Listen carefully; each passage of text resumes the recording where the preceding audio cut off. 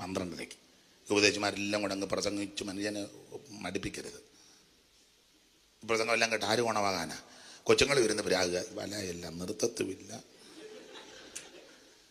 കൊച്ചുങ്ങൾക്ക് നമ്മൾ പറഞ്ഞേക്കാളും വാക്യം നന്നായിട്ട്, വാക്യം മാത്രമാണോ, ഒത്തുവാക്യം കൂടെ കൊച്ചുങ്ങൾക്ക്.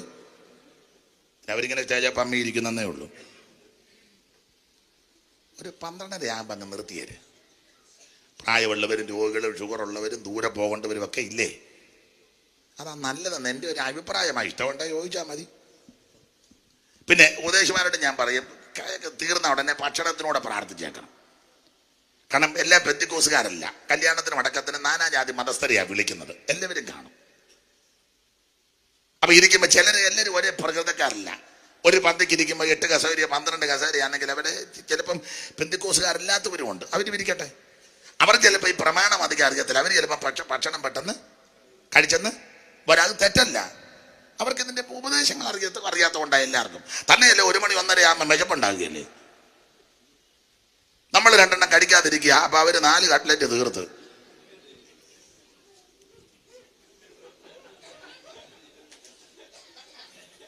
നടക്കുന്ന കാര്യമാണ്. ഈ കസേര അനുസരിച്ച് 6 മീൻ കഷണം കൊണ്ടുവച്ചത്, അത് 5 എണ്ണം അവര്, നമ്മൾ 4 പേരിരിക്കുക. സ്റ്റേജിലോട്ട് നോക്കാൻ പ്രാർത്ഥിക്കുന്നില്ലല്ലോ. അതിനാ മനകൃതി ഒന്നും ഒപ്പിച്ചു വെക്കരുത്. പണ്ടത്തെ കാലമല്ല, ഇപ്പൊ എല്ലാ വീട്ടിലും കഴിക്കാനും കുടിക്കാനും ഒക്കെ ഉണ്ട്. എല്ലാ വീട്ടിലും ഉണ്ട്. നമ്മളോടല്ല, മിക്ക വീടുകളിലും ഉണ്ട്. വിരളം ആൾക്കാരൊക്കെ ഉള്ളു, ബുദ്ധിമുട്ട്. പിന്നെ ഇതൊക്കെ കൂടുന്നതൊരു സഹകരണവും സന്തോഷവും എല്ലാവരും അതിൽ നിന്ന് അത് നന്നായിട്ട് ചെയ്തോണം. കല്യാണം കഴിഞ്ഞിപ്പോ കണ്ടിട്ടില്ലേ, ചെറുക്കനെ പെണ്ണും ഡ്രസ്സ് മാറാൻ പോവുക. അതിന് അന്തസ്സുള്ളവരെല്ലാം വിളിച്ച് ഷട്ടറിന്റെ മുന്നിൽ നോക്കി നിൽക്കുക. ആ ഉടുത്ത തുണി പോരെ?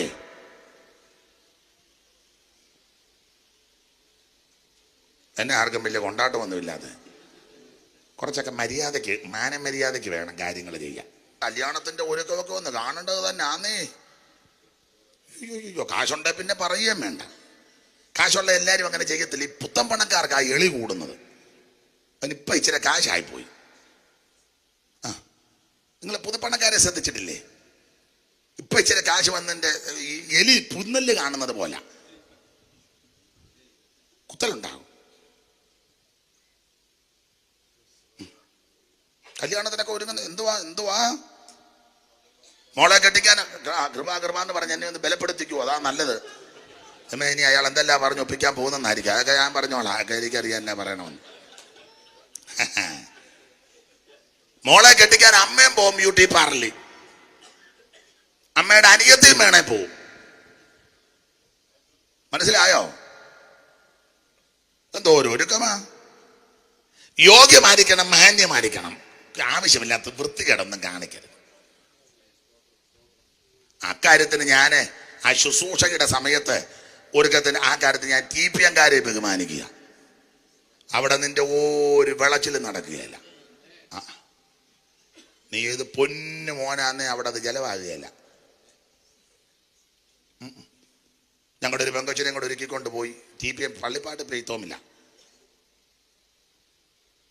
ഒരിക്കപ്പോഴേ ഞാൻ പറഞ്ഞു, ഒരുങ്ങി കല്യാണത്തിൻ്റെ ഒരുങ്ങി പ്രാർത്ഥന ഞാൻ പറഞ്ഞത് ഇത് അവിടെ ചെലവാകുകയല്ല.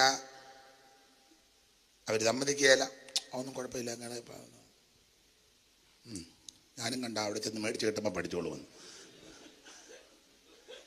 ആള് കളിച്ച് പെണ്ണിനെ ഒരുക്കി കൊണ്ട് അവിടെ ചെന്ന് പള്ളിപ്പാട്ട് പെയ്ത്തോ, നല്ല വലിയ പെയ്ത്തോമാ. ഇപ്പോഴത്തെ ചീഫ് പാസ്റ്റർ അവിടുത്തെ ആളൂരെ മെയിൻ പാസ്റ്റർ, അസിസ്റ്റന്റ് ആൽപ്പാറ മായാലിലെ MD തോമസ് അല്ലയോ. അപ്പം ഈ പെണ്ണിനെ ഒരുക്കിക്കൊണ്ട് അവിടെ ചെന്നപ്പം ഞങ്ങളെല്ലാം കാറയിൽ അങ്ങോട്ട് ഇറങ്ങിയപ്പം പെണ്ണങ്ങോട്ട് കാറയിൽ നിന്ന് ഇറങ്ങിയപ്പോൾ ഒരു മദർ വന്നിങ്ങനെ നോക്കുന്നുണ്ട്. നോക്കിയാൽ മദർ അങ്ങ് അകത്തോട്ട്. അപ്പം എനിക്ക് മനസ്സിലായി, ഞാനും കണ്ട് മേടിച്ച് കെട്ടിക്കോട്ടെ, ഞാനും കണ്ടു. ഞാൻ വീട്ടിൽ വെച്ച് പറഞ്ഞതല്ലേ. അപ്പം എൻ്റെ വാക്ക് അല്പം കഴിഞ്ഞപ്പം വേറെ 2 സിസ്റ്റർമാരെ ഈ അമ്മ പറഞ്ഞു വിട്ടതാ. അവർ രണ്ടും കാറിനവിടെ നിന്ന് സ്തോത്രം പറഞ്ഞ് അങ്ങോട്ട് പോയി. അരമണിക്കൂർ കഴിഞ്ഞപ്പോൾ എനിക്ക് തോന്നുന്നത് ഈ അമ്മയുടെ സാരി ഉടുപ്പിച്ചോണ്ട് അവിടെ കൊണ്ടുവന്നു. അവൾ ഉടുത്തോണ്ട് പോയ സാരി ഒരു കൂടിനകത്ത് കൊണ്ട് കൊടുക്കുകയും ചെയ്തത് കൊണ്ടുവെക്കണം പറഞ്ഞു. നടന്ന കാര്യമാ. കൊണ്ടുവന്ന് ഇരുത്തിയതോ തിരിച്ചാ ഇരുത്തിയതും. ആ സാരിയുടെ പുറകെ എടുത്ത തലയിലോട്ട് വന്നു.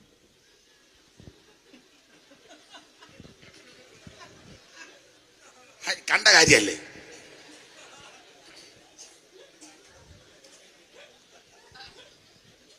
കണ്ട കാര്യമാണ്. നമ്മുടെ പെൺപിള്ളേർ ഒരുക്കിക്കൊണ്ട് വരുന്ന കണ്ടില്ലയോ? ഇപ്പൊ സാരി ഒന്നും തലയിലിടുകയല്ല, വേറൊരു തുണിയാന്നല്ലേ, നെറ്റ് പോലത്തെ, ഇല്ലേ, കൊതുകുപോലെ പോലത്തത്, വെള്ള.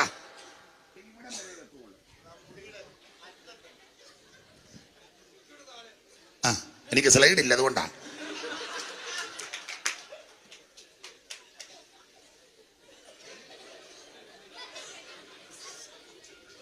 ഇത്രോ എവിടെ വെച്ചാണ്ട ഉപദേശി പറഞ്ഞത്? കെസിയായി ഓർക്കുമ്പോൾ എന്റെ ഉള്ള തുടിക്കുന്നു ഞങ്ങളുടെ സഭയുടെ പോടാ. കാല് പറഞ്ഞ് നടക്കുന്നവളല്ല വന്നോ സഭയുടെ കെസിയ.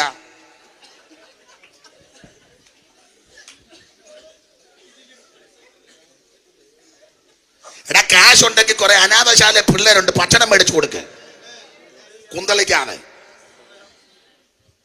ആ, ഇന്ന് നാഗപ്പൂര് പോയില്ലെന്നേ ഉള്ളു. ഇവനൊക്കെ ഗുണമാകട്ടെ. നാഗപ്പൂര്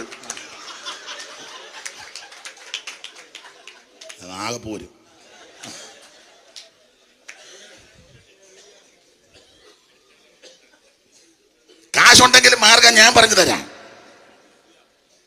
മാന്യമായിട്ട് യോഗ്യമായിട്ട് മാറിക്കണം ദൈവ പൈതൽ. വസ്ത്രത്തെ മാത്രമല്ല, എല്ലാ കാര്യത്തിലും. ആ ഭക്ഷണം, കല്യാണത്തിലുള്ള ഭക്ഷണം, അതാരാ പറഞ്ഞ? അച്ഛൻ എന്ന് പറഞ്ഞ ആ കറക്റ്റ് കാര്യമാ. എന്തോ ആർഭാടമാ. കല്യാണത്തിനെ കൊണ്ട് ഒരുങ്ങി ചെല്ലുമ്പോൾ വറുത്തത് തന്നെ ഒരു കുറേയേറെ. ഇന്നാളൊരുത്തൻ പറഞ്ഞു 8 കൂട്ടം ജ്യൂസ് ഉണ്ടായിരുന്നു. എന്റെടാ, നിനക്കെല്ലാം ഷുഗറല്ലേ? 8 കൂട്ടം അങ്ങ് മോന്തുക.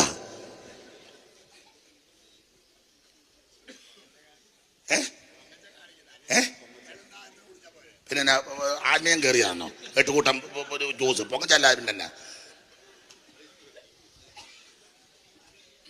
8 കൂട്ടം വറുത്തതൊക്കെ തന്നെ നേരെ. പിന്നെ കേമനുസരിച്ചാ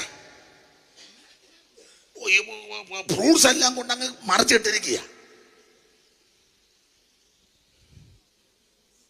ഭക്ഷണമോ എന്താ? നിങ്ങളെ കല്യാണം നടത്തുന്നവർ വളരെ ശ്രദ്ധിക്കണം.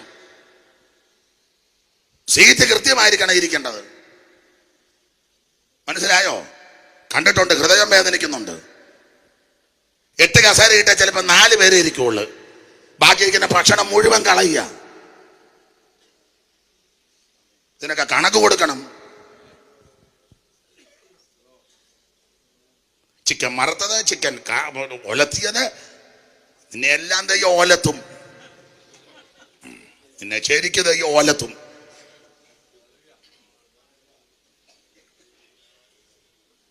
ഐസ്ക്രീം തന്നെ ഏതൊക്കെ വിധം. വിളിക്കുന്നവർക്ക് മാന്യമായിട്ടൊരു ഭക്ഷണം കൊടുക്കണം. നാട്ടു നടപ്പും കീഴ്വഴക്കും അനുസരിച്ച് ഞാൻ അതിനെതിരല്ല. ധൂർത്തടിയാണെന്നറിയാമോ? എത്രയോ കുഞ്ഞുങ്ങൾ ഭക്ഷണമില്ലാതെ ഞരങ്ങുന്നു. എത്രയോ പ്രിയപ്പെട്ട ഒരു നേരത്തെ ഭക്ഷണത്തിന് ആമെ ഭാരപ്പെടുന്നു. അടുത്ത കാലത്ത് പേപ്പർ കണ്ടതല്ലയോ? തിരുവനന്തപുരം എഡീഷനിൽ വന്നതാ. ഒരു സഹോദരിന് 3-4 കൊച്ചുങ്ങളും ഇല്ലേ? കേരളത്തിന്റെ തലസ്ഥാന നഗരിലാ പട്ടിണി കിടന്നത്. കണ്ടതല്ലേ? ഞാൻ എൻ്റെ ഒരു രീതി പറയാം. ഞാൻ ഇവിടെ ശുശ്രൂഷയ്ക്ക് എന്നാൽ വിളിച്ച എനിക്ക് ആവശ്യമുള്ള ഭക്ഷണമേ എടുക്കുകയുള്ളൂ.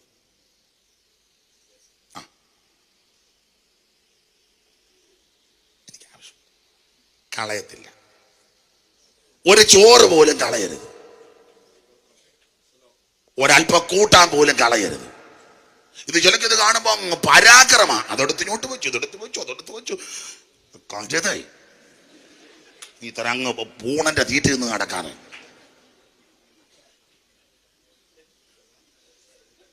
ആവശ്യമുള്ള എടുത്താ പോലെ. എല്ലാത്തിലും അങ്ങ് മാന്തുക. എത്രയോ പേര് ഭക്ഷണമില്ലാതെ ഭാരപ്പെടുന്നു. എത്രയോ അനാഥശാലകളിൽ അല്ലേ. ഹൃദയവേദന ഉള്ളത് കൊണ്ടാണ് ഇങ്ങനെയൊക്കെ പറയുന്നത്. കുറച്ചൊക്കെ ശ്രദ്ധിക്കണേ, കുറച്ചൊക്കെ സൂക്ഷിക്കണേ. നിന്റെ പ്രൗഢിയും പത്രാസും ഒന്നും ഇറക്കരുത്. ഞാൻ അത്രയും പറഞ്ഞ ആ ഭാഗം അങ്ങ് വിടുക. ദൈവത്തിന് സ്തോത്രം.